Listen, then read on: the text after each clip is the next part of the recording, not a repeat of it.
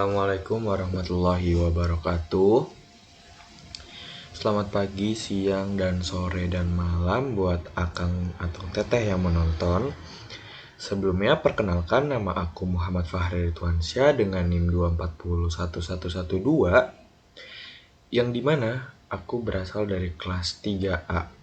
Dan pada kesempatan kali ini aku akan menjelaskan sedikit mengenai DHCP IP, yang dimana aku sudah ditugaskan gitu ya untuk membuat suatu rangkaian yang berisi DHCP pada server serta DHCP pada router.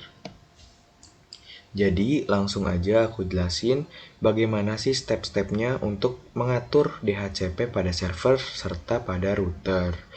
Yang pertama, kalian semua harus membuat rangkaian topologi seperti yang aku sudah buat di cheat code tersebut.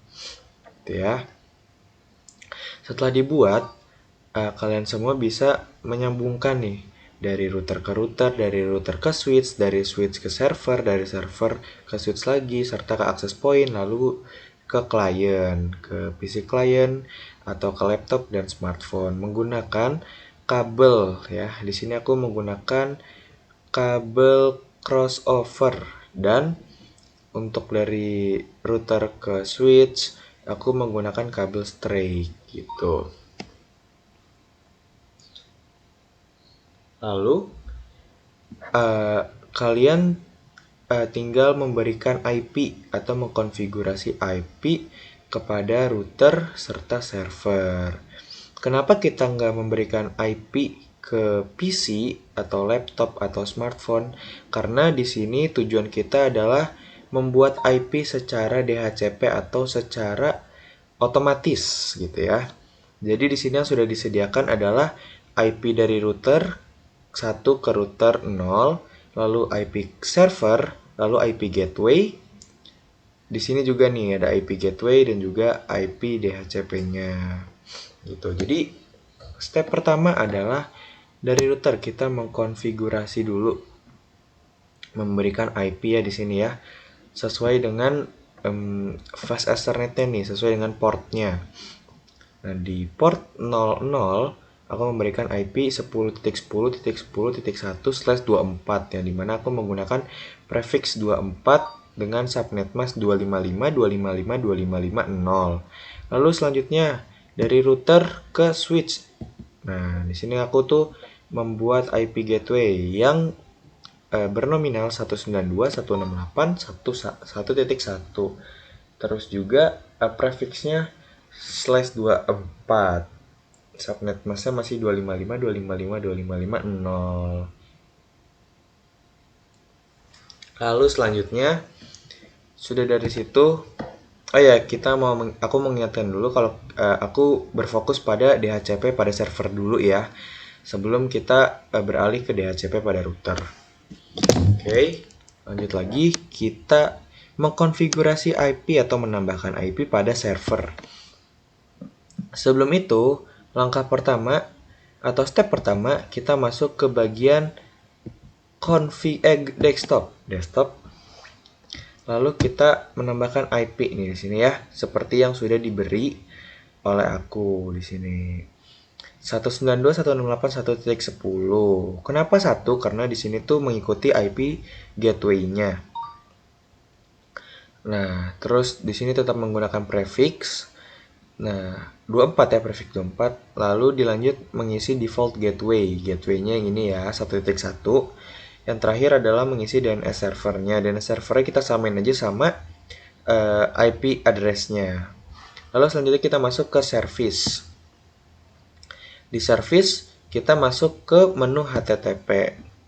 Lalu ini sih opsional aja, kita bisa mengganti tampilan atau mengganti hurufnya ya, kata-katanya di web browser nantinya. Jadi di sini aku telah mengganti yang tadinya Cisco Packet Tracer menjadi Computer Engineer.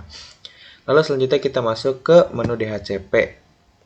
Nah, di DHCP ini aku tadi sudah menambahkan nih dari default gateway-nya, DNS server, serta start IP, dan terakhir adalah subnet mask-nya. Di sini aku memasukkan default gateway-nya yang tadi ya 1.1, lalu DNS servernya 1.10, Nah, start IP ini apa sih? Start IP itu IP yang bisa digunakan yang dimulai dari 1.2 karena 1.1-nya kan sudah dipakai buat gateway. Nah, di sini juga kita menggunakan prefix 24 ya, 255 255 2550. Lalu kalian tinggal pencet add aja. Lalu yang terakhir nih kita masuk ke menu DNS. Nah, di DNS ini pertama on in dulu ya, on in. Habis itu kita isi name-nya. Habis itu pastikan tipenya ini yang A record.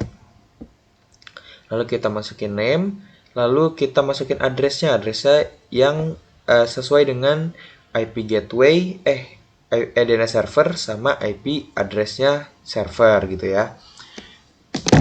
Nah, di sini tuh namanya itu bertujuan untuk memudahkan kita mencari suatu page di web browser ya. Oke, selanjutnya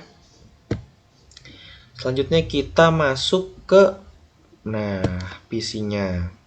Karena kita tadi bertujuan untuk mendhcp-kan atau mengotomatisasikan PC client dalam mendapatkan IP, jadinya kita di sini yang tadinya static kita ubah ke DHCP. Nah, di sini tuh requesting. Nah, sudah berhasil nih mendapatkan DHCP ya. DHCP request successful. Begitu juga di PC-PC yang lainnya. Di sini sudah aku atur sebagai DHCP. Termasuk di laptop pun sama ya, sudah aku atur DHCP, sudah aku atur di smartphone juga. Oh ya, aku lupa mention ya, bahwasannya di sini kita tuh juga memakai access point, yang dimana access point ini dapat membantu kita untuk menghubungkan kepada device-device melalui wireless gitu ya, atau tanpa kabel. Nah, di sini tuh aku menggunakannya access point PT gitu, yang ada di ada di sini ya. Jadi wireless device, terus kita pilih yang APPT, access point PT. Nah, di sini ya. Nah, kan kalau awalnya kita menggunakan laptop nih, laptopnya masih berbasis RJ45. Nah, gimana sih cara kita mengubah menjadi wireless?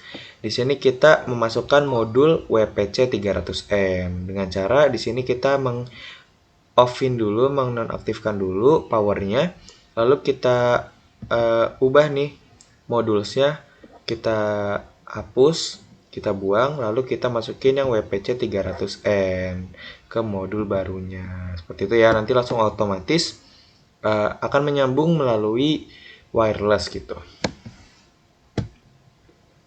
Oke, setelah kita sudah berhasil nih ya mengkonfigurasi semua IP, di sini kita coba yuk untuk membuka page techcom.com di web browser. Di sini kalian bisa masuk ke taskbar yang desktop, terus langsung ke menu web browser. Kita coba ya di sini techcom.com. Nah, di sini sudah keluar ya. Computer Engineer. Tulisan Computer Engineer ini adalah perubahan yang telah kita rubah ya. Tadi tulisannya yang di server PT, yang di HTTPS, yang di index.html. Oke, sudah berhasil. Karena di bagian DHCP pada server ini telah berhasil untuk membuka web browser, selanjutnya kita ke bagian selanjutnya nih, yang berada pada bagian berwarna coklat, daerah berwarna coklat. Oke, jadi gimana caranya? Caranya kita tadi tuh harus memasukkan IP pada router dulu ya, supaya bisa tersambung nih antar router. Lalu dari router ini kita juga harus mengkonfigurasi konfigurasi ke switch-nya nih dengan menggunakan IP gateway 2.1/24, subnet masa 255.255.255.0. Oke, sesudah itu kita langsung mengkonfigurasi pada CLI nih, CLI kita. Nah, di sini kita mengkonfigurasi dengan ipconfig Lalu kita menamai atau mendeklarasi suatu nama ya buat DHCP IP-nya. Aku di sini pakai DHCP pool. Lalu aku masukin networknya. Networknya adalah IP yang sudah ada di sini nih, yang 2.0. Aku masukin networknya, terus slashnya slash 24, yaitu subnet mask yang 2550. Lalu setelah itu